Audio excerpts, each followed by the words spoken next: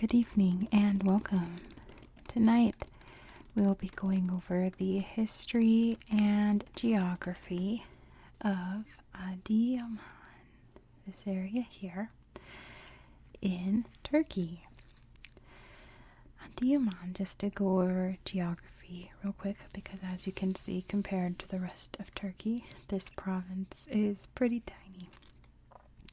It is a majority mountainous territory. The Taurus Mountains pretty much dominate all of this area here, and the main city of Adıyaman kind of sits in more of like a valley area. Kata is also a very major city, and there is a big old dam here that makes a part of the border, which is like very easily the biggest body of water.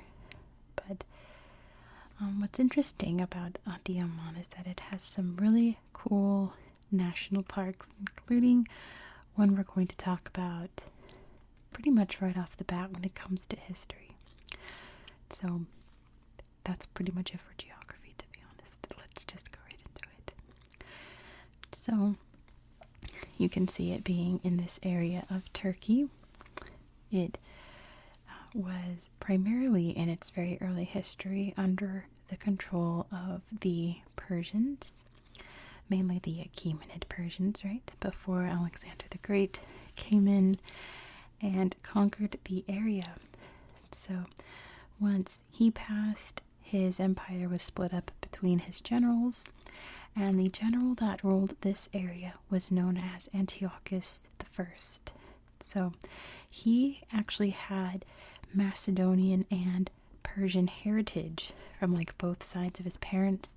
He really embraced that and sort of created his own cultural landscape, which was a mix of the two, kind of like Persian traditions with like Greek religious aspects, like the Greek gods and things.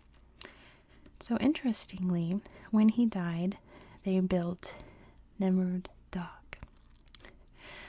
And at Nemrut Dağ is actually one of the highest peaks in Taurus Mountains, even though it is a man-made peak. He had his mausoleum constructed here, and all the locals carried stones all the way up the mountains, and they created this huge stone pyramid just out of a huge pile of rocks, so that if any grave robbers tried to come, they would be crushed by falling rocks. And to this day, nobody has entered his tomb, because if you were to try to push your way through all those rocks, you would destroy everything. But let me show you the really interesting thing about Nemrut Dağ. It is a UNESCO World Heritage Site. So I'm going to pull up UNESCO's website here to kind of read you the description. Nemrut Dağ. There we go. So, oops, not pictures yet. The mausoleum of Antiochus I, 69 to 34 BC, who reigned over Commagene, a kingdom founded north of Syria and the Euphrates after the breakup of Alexander's empire, is one of the most ambitious constructions of the Hellenistic period. The syncretism of its pantheon and the lineage of its kings, which can be traced back through two sets of legends, Greek and Persian, is evidence of the dual origin of this kingdom's culture. Now, what are they talking about, the syncretism of its pantheon? Well, check it out. Look at these statues. They are amazing. They give me like a Lord of the Rings vibe to me. I'm not quite sure why, but I don't know. It feels like this wouldn't be out of place in a Lord of the Rings film, right? So let me show you the pictures now, because what's interesting about it is that here you can see there was this big line of statues here. Here you can see the actual mound of pebbles and stones. But here were all of these statues of Greek gods and noble figures. And during an earthquake in, I want to say, the 1700s, somewhere around there, all their heads fell off and created a big mess. So when you see their heads like this, it's because the locals came and just propped them back up in front of their statues as best they could so that you could still appreciate them. Let's look at some more. There's lots of cool like stelae and things. There's not a lot of pictures here. Yeah, just really, this is supposed to be Zeus, I think. But really, really incredible sight. You can still hike up there and see it. Obviously, you can't touch any of it because it's all very fragile, but an absolutely remarkable little place.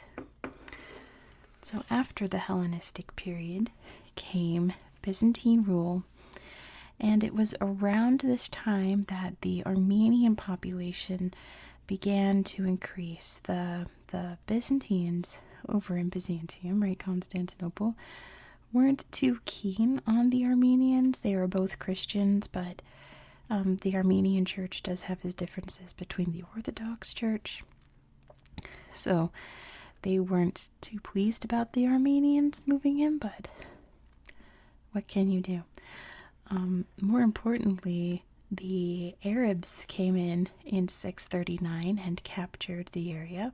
The Byzantines had to fight to get it back, but then the Seljuk Turks came in 1071 and conquered the area. And the Byzantines really struggled to get it back.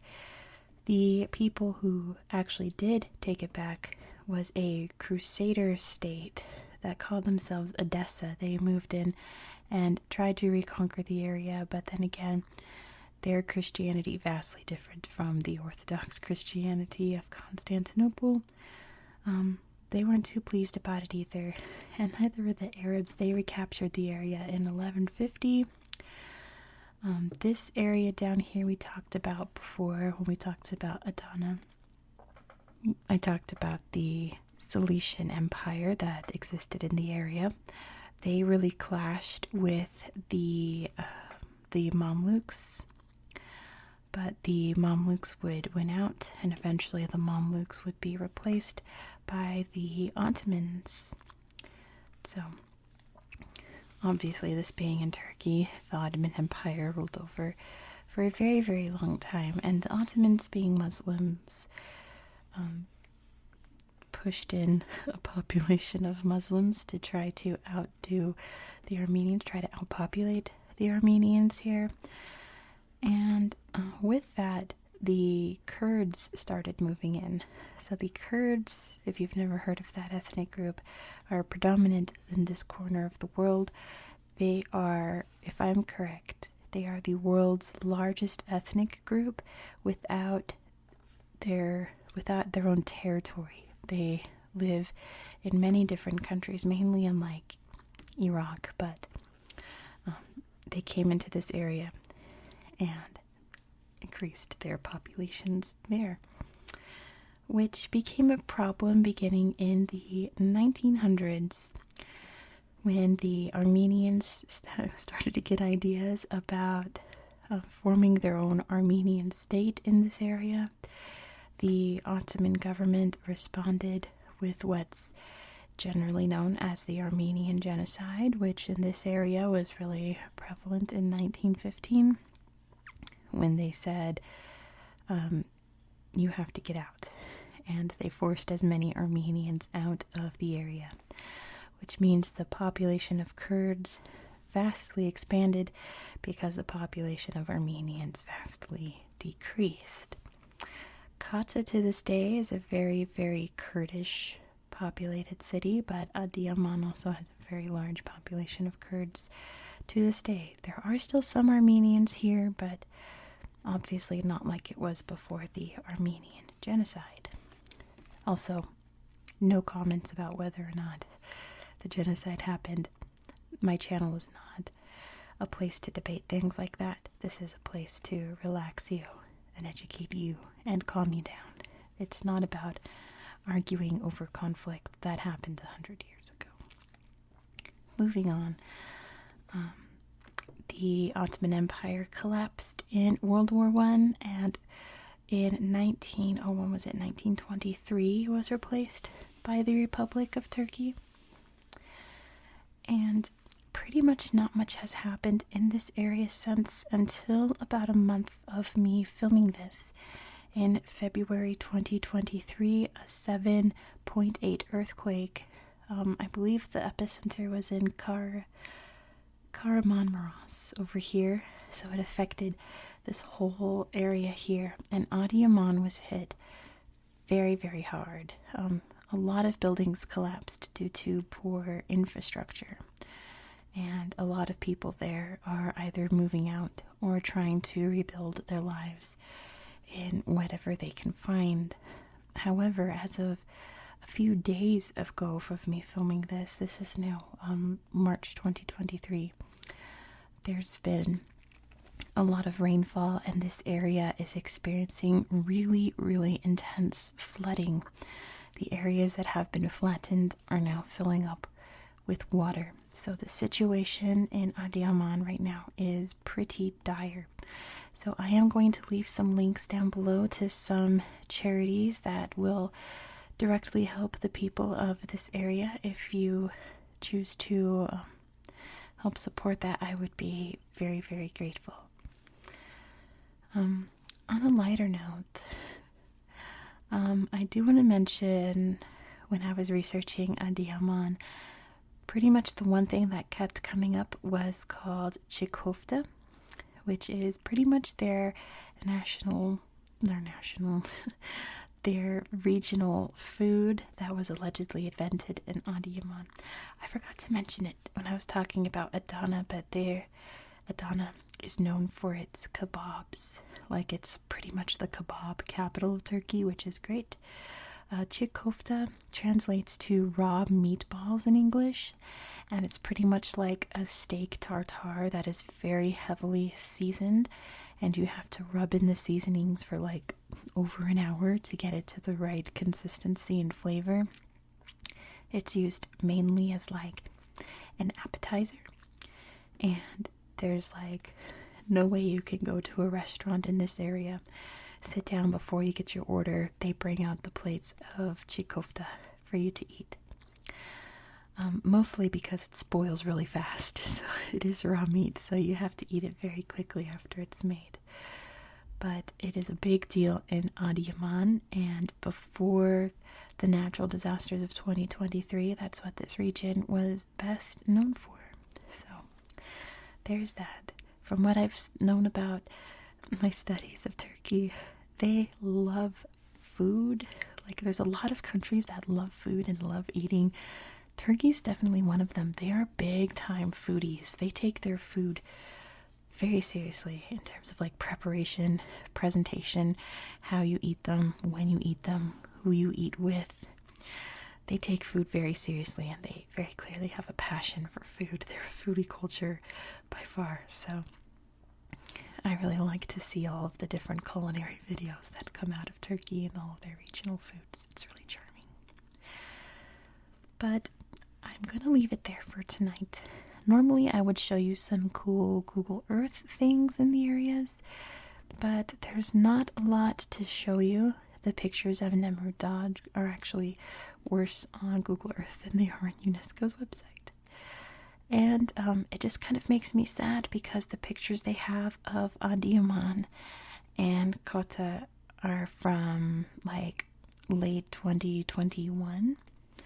So all I can think of is like how much of this is no longer here, you know. It makes me really sad to think about and not really want to explore it as much, in fear that I'm going to find some cool place and then find that it has been leveled, and that makes me really devastated. So no Google Earth for tonight, but there definitely will be next time I do one of these videos. We're going to be hopping over the border to Georgia. So if you enjoyed this kind of content, please consider subscribing so that you won't miss out. I do hope that you found this video relaxing and educational, and I really hope that you have a very good night.